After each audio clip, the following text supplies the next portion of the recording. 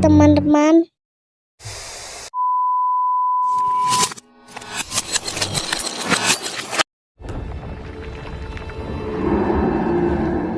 Pada zaman Mekak Baula, manusia dan para troll hidup bersama dalam damai dan harmonis. Namun, kedamaian itu tak bertahan selamanya, di mana agama Kristen mulai masuk dan merubah semua tatanan hidup baru di seluruh Eropa. Seorang raja muda bernama Olaf the Holy kemudian ditugaskan untuk menyebarkan agama ini ke seluruh dunia. Ia dan pasukannya juga mulai membantai para troll yang dianggap tidak pantas urip dengan cara menyeret mereka ke bawah sinar matahari sehingga para troll berubah menjadi batu. Enggak cuman itu saja, Olaf juga membunuh puluhan troll dengan pedang perak ajaibnya. Hal ini pun membuat para troll semakin takut pada kesucian agama Kristen, dan ternyata itu hanyalah cerita dongeng dari ayah Nora sewaktu Nora masih kecil. Hvorfor var Olav den hellige så kjip? Fortsettelsen følger. Natta liten. Natta stor. 30 tahun kemudian, tepatnya di St. Budelen Jotunheim, di mana seorang pria memasuki sebuah rumah di tengah lembah bersalju. Tapi begitu masuk, ia ujuk-ujuk diserang oleh seorang wanita yang ternyata adalah Nora dewasa. Dan itu ternyata teman Nora bernama Andreas.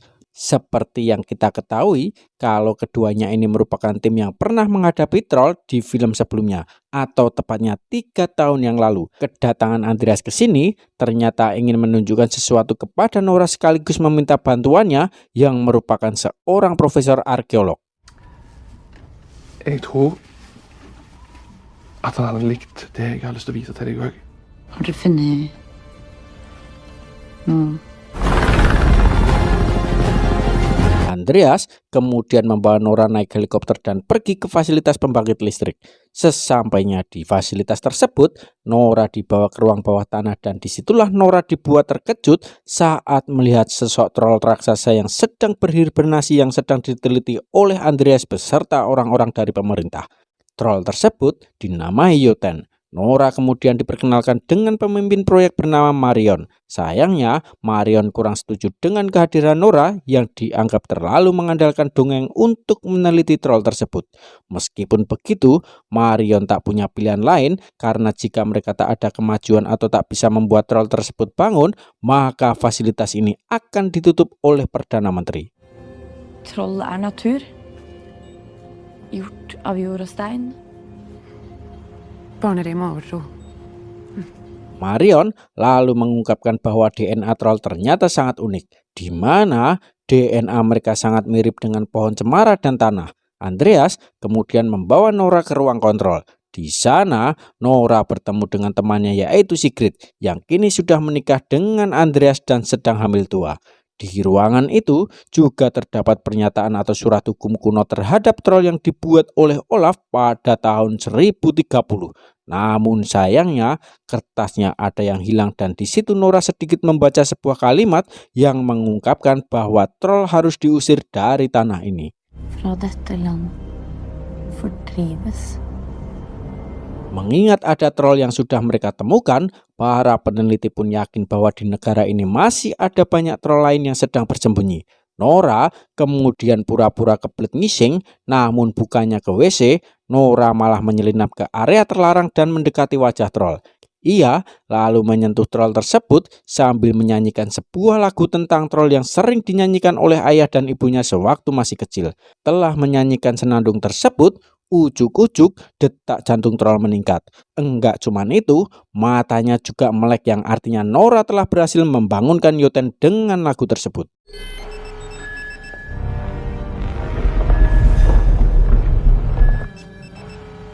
Nattevåkning. Melihat kebangkitan troll yang mulai menunjukkan keagresifannya, Profesor pun bersiap untuk menyalakan UV guna membunuhnya.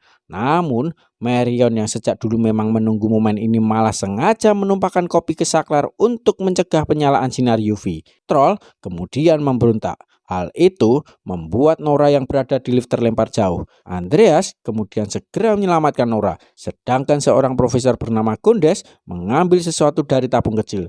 Di saat itu jugalah salah satu profesor mati terinjak oleh troll tersebut. Setelah itu, si Jotun meloloskan diri dari fasilitas dan pergi menuju ke dunia luar.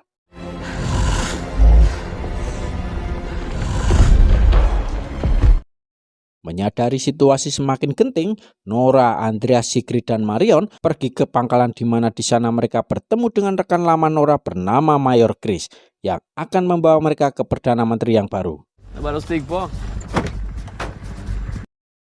Setibanya di sebuah ruangan, mereka bertemu dengan Perdana Menteri yang kini seorang pria. Dalam rapatnya, Perdana Menteri meminta Mayor Chris untuk menghabisi troll, karena jika tidak, maka troll tersebut akan menyebabkan kerusakan serta korban jiwa. Di situ, Nora kurang setuju, sebab 3 tahun yang lalu, seekor troll yang tak bersalah mati karena keputusan pemerintah. Namun, sang Perdana Menteri malah menyalahkan Nora lagi atas kematian saudaranya 3 tahun lalu dalam kecelakaan helikopter yang berkaitan dengan troll sebelumnya. Vad gör hon? Inkallad brief. Mottatt, general. Setelah rapat selesai, Nora punya rencana berbeda untuk menangani troll Jotun. Ia lalu meminta Chris untuk membawanya dalam misi. Chris awalnya menolak, tapi Nora mendesaknya dan akhirnya ia setuju. Begitu pula dengan Andreas. Chris kemudian menunjukkan sebuah helikopter yang akan ia bawa di mana heli itu sudah dilengkapi sinar UV sebagai senjata melawan Jotun. Di saat itu juga Marion datang dan kayaknya Chris kesemsem dengan kecantikan Marion. Ia pun memperbolehkan Marion ikut dalam misinya. Di malam harinya, di sebuah klub malam, para anak muda terlihat sedang bersenang-senang sambil minum ciu. Namun, di tengah asik-asiknya joget, tiba-tiba Jotun muncul menghancurkan atap. Bukannya pergi, para pemuda itu malah membuat konten di depan troll. Alhasil, troll itu pun mulai menyerang dan memakan beberapa pemuda.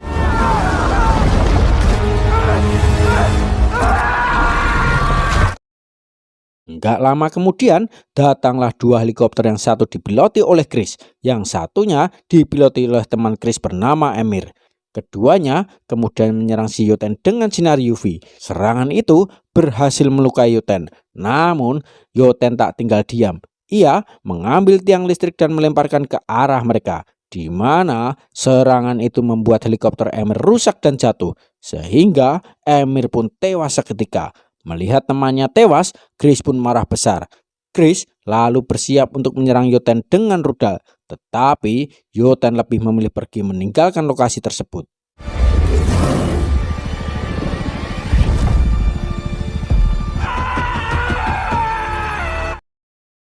Setelah kejadian tersebut, mereka mendekati reruntuhan heli, di mana Chris mengambil nickname Emir yang nantinya akan diberikan kepada keluarganya. Menyadari troll Jotun semakin menjadi, Nora punya ide, yaitu menemui sosok yang mungkin bisa berbicara dengan Jotun. Keesokan harinya, Nora membawa Chris, Marion, dan Andreas ke sebuah gua yang dulunya pernah digunakan sebagai perangkap kuno troll oleh Olaf.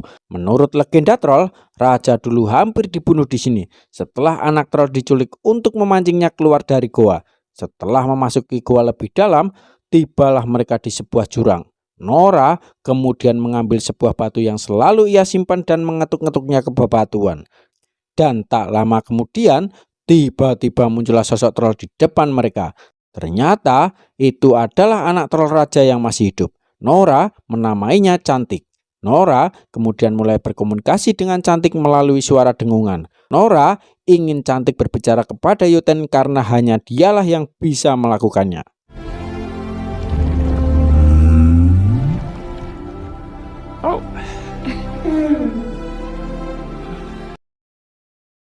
Singkat cerita, Nora dan rencang-rencang kemudian berada di daerah yang selalu dilalui oleh Jotun.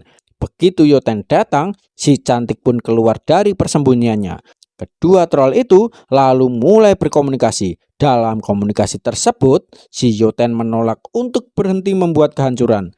Ia juga dengan sengaja menginjak lapisan es, sehingga lapisan itu mulai retak dan menjebloskan si Cantik ke dasar danau.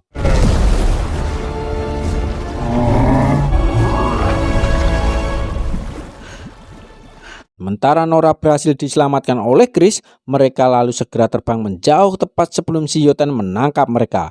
Setelah kejadian tersebut, mereka beristirahat di pangkalan medis. Di sana, Nora memberitahu Marion bahwa dirinya sudah berteman lama dengan si Cantik. di mana waktu dirinya masih kecil, Nora bertemu si cantik saat masih kecil dan sering mengajaknya jalan-jalan di pegunungan pada malam hari. Namun karena dunia sudah berubah, si cantik pun sering menghabiskan waktunya di dalam gua dan bertapa di sana. Han var bara så försiktig. Men liksom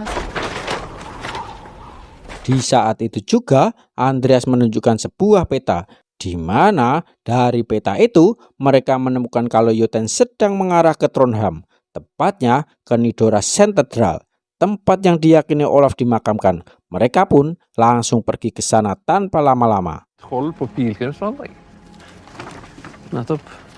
Olav viste ingen nåde. Sesampainya di sana, mereka disambut oleh seorang penjaga yang bernama, kita namai saja Nenek Lampir. Nora lalu mengungkapkan alasannya datang ke sini, yaitu ingin mencari makam Olaf. Karena menurutnya, Joten mungkin ingin balas dendam. Itulah mengapa ia bakal ke sini. Namun, menurut keterangan si Mak Lampir, makam Olaf masih belum ditemukan sampai sekarang ini. Maka dari itu, kebetulan sekali Mak Lampir meminta bantuan Nora untuk menemukan makam Olaf yang diduga tersembunyi di dalam ruang bawah tanah. Folk sier man skal tenke utenfor boksen. Her i verden har Nidarosdomen også litt mindre flatterende underside. Sesampainya di ruangan bawah tanah, mereka menemukan sebuah lukisan Olaf di dinding. Karena tak ada jalan lain lagi, Nora pun mulai putus asa untuk menemukan makam Olaf. Namun di saat itu juga, Andreas tak sengaja menjatuhkan potongan dinding, di mana potongan itu tepat di luka perut Olaf. Si Mak Lampir pun kemudian keingat kalau Olaf terbunuh akibat 3 luka saat perang, yaitu di perut, cengkul, dan leher. Ia pun mencungkil potongan lukisan di dinding tepat di 3 luka tersebut, dan ketemulah 3 lubang kunci. Sebagai seorang arkeolog yang berpengalaman, Nora pun langsung tahu kalau kunci untuk membukanya adalah tongkat obor. Mereka pun membuka dinding lukisan itu menggunakan obor.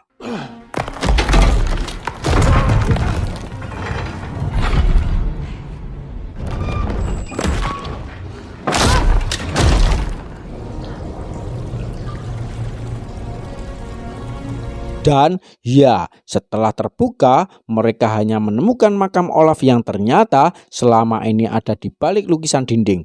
Mereka lalu membuka makam Olaf dan menemukan pedang perak yang digunakan Olaf untuk membunuh troll. Ora cuma itu, mereka juga menemukan potongan terakhir pernyataan hukum troll yang dibuat oleh Olaf. Tommy skal ringe hjem. Tanpa pikir panjang, Nora dan Andreas pun menghubungi Sigrid untuk memintanya menggabungkan surat pernyataan hukum tersebut. Dan setelah disatukan, Nora menemukan kebenaran bahwa kalimat dari troll harus diusir dari negeri ini itu salah. Dan ternyata kalimat yang lengkap adalah troll tidak boleh diusir dari tanah ini. Dari situlah Nora baru sadar bahwa sebenarnya Olaf ingin memberi para troll tempat tinggal baru, yaitu di Jotunheim. Namun sayangnya Olaf dibunuh saat terjadi perang oleh pihak gereja karena beda pendapat tentang troll. Artinya, jika Olaf berpihak kepada troll, orang yang diincar bukanlah Olaf, melainkan pihak gereja dan manusia yang dulu membasminya. Tack Olav har med henne på. Där hos Allah. Setelah menyadari semua itu, Nora dan rencang-rencang pun mulai merencanakan cara untuk mengalahkan si Joten. Dan melalui catatan yang dibuat oleh ayah Nora dulu, Nora menemukan bahwa kelemahan troll adalah air suci. Si Nenek Lampir pun memberitahu kalau seminggu yang lalu dirinya baru saja menemukan sebuah sumur mata air suci sakral yang dulu dibuat oleh Olaf. Tak pikir panjang, mereka pun berencana menggunakan air tersebut untuk melawan Joten. Chris dan Marion kemudian mengumpulkan rakyat yang ada di sekitar dan militer untuk saling bekerja sama menyiapkan senjata. Mereka lalu berbondong-bondong menimba air yang mana air suci itu dimasukkan ke dalam berbagai jenis amunisi dan dijadikan sebagai bahan peledak.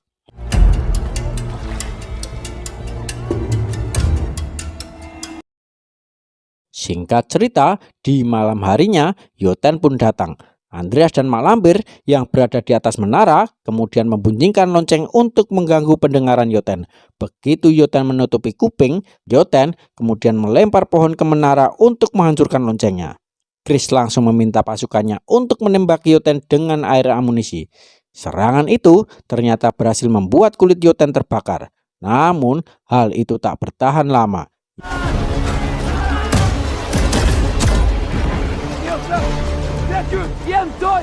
Setelah itu, ia mulai bergerak maju untuk menyerang para warga. Dan setelah Yoten melewati sungai, Chris langsung meledakkan bomnya di mana ribuan liter air suci mulai membakar tubuh Yoten.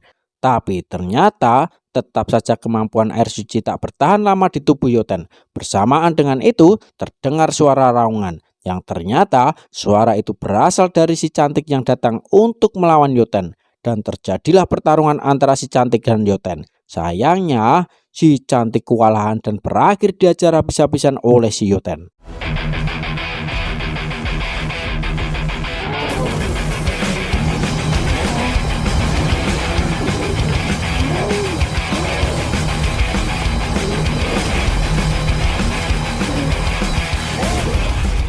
Sementara itu, Marion memberitahu Chris bahwa satu-satunya cara untuk membunuh Yoten adalah memasukkan bom air suci langsung ke mulut Yoten. Tanpa pikir panjang, Chris dan Andreas pun mengambil satu-satunya galon air suci yang diterbangkan ke atas Yoten. Sedangkan Nora dan Marion membantu si cantik dengan menembaki Yoten. Di tengah penerbangannya, detonator bom tak sengaja terjatuh dan rusak. Chris pun berkata bahwa bom di galon itu hanya bisa diledakkan dengan cara manual, yaitu menggunakan granat. Artinya, seseorang harus melompat dan menarik pin tepat sebelum masuk ke mulut Yoten. Karena memang ini adalah jalan satu-satunya untuk menyelamatkan kota, Andreas pun memutuskan untuk mengorbankan dirinya. Tetapi sebelum melakukan bundir, ia menelepon Sigrid dan mengucapkan selamat tinggal. Dan sebagai istri yang baik, ia pun mengikhlaskan perbuatan Andreas. Chris kemudian mendekatkan helikopternya tepat di atas Yoten. Ketika Yoten berteriak, Andreas langsung terjun sambil memeluk bom dan begitu masuk ke mulut Yoten, Andreas langsung menarik pin granatnya. Sehingga bom itu pun meledak ke dalam tubuh Yoten. Ledakan itu ternyata berhasil membuat Yoten terbakar sepenuhnya. Dan sebelum Yoten mati total, si cantik mengambil jantung Yoten. Setelah kejadian itu, si cantik kembali ke tempat persembunyiannya.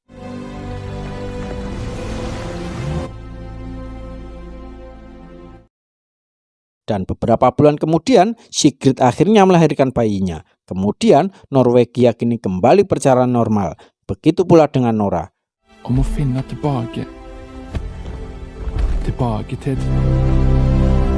Di akhir film, kita akan diperlihatkan Profesor Gondes yang sedang telepon-teleponan dengan seorang jenderal, di mana profesor itu menyampaikan bahwa temuannya atau tabung kecil yang di awal film yang diambil olehnya menunjukkan hasil yang signifikan dan ternyata temuannya itu adalah bayi troll kecil.